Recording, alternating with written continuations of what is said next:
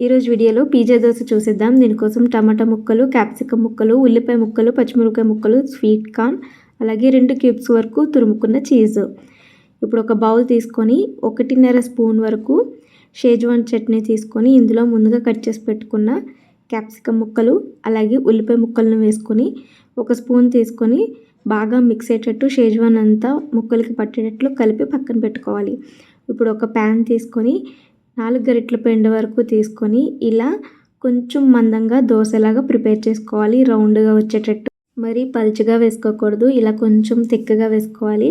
ఇప్పుడు ముందుగా మనము కలిపి పెట్టుకున్న క్యాప్సికమ్ ముక్కలు, ఉల్లిపాయ ముక్కలు, అలాగే కట్ చేసి పెట్టుకున్న టమాటా ముక్కలను, ఇంకా పచ్చిమిర్చి ముక్కలు, స్వీట్ కార్న్ ఇదంతా దోశ మొత్తం ఈవెన్గా స్ప్రెడ్ అయ్యేటట్టు స్ప్రెడ్ చేసుకోవాలి. తర్వాత పైనుంచి తురుముకున్న చీజ్ మొత్తం ఇందులో వేసుకోవాలి. ఇప్పుడు కొద్దిగా చిల్లీ ఫ్లేక్స్ అలాగే మిక్స్డ్ హెర్బ్స్ వేసుకొని స్టవ్ ఆన్ చేసుకొని దోశ ప్యాన్ దాని మీద పెట్టి ఇలా మూత పెట్టి లో ఫ్లేమ్లో 15 మినిట్స్ వరకు కుక్ చేసుకుంటే మన పిజ్జా దోశ రెడీ. ఇప్పుడు దీన్ని కట్ చేసుకొని సర్వ్ చేసుకుంటే ఎంతో టేస్టీగా ఉండే పిజ్జా దోశ రెడీ. వీడియో నచ్చినట్లయితే ఛానల్ని సబ్స్క్రైబ్ చేసి సపోర్ట్ చేయండి. Thank you.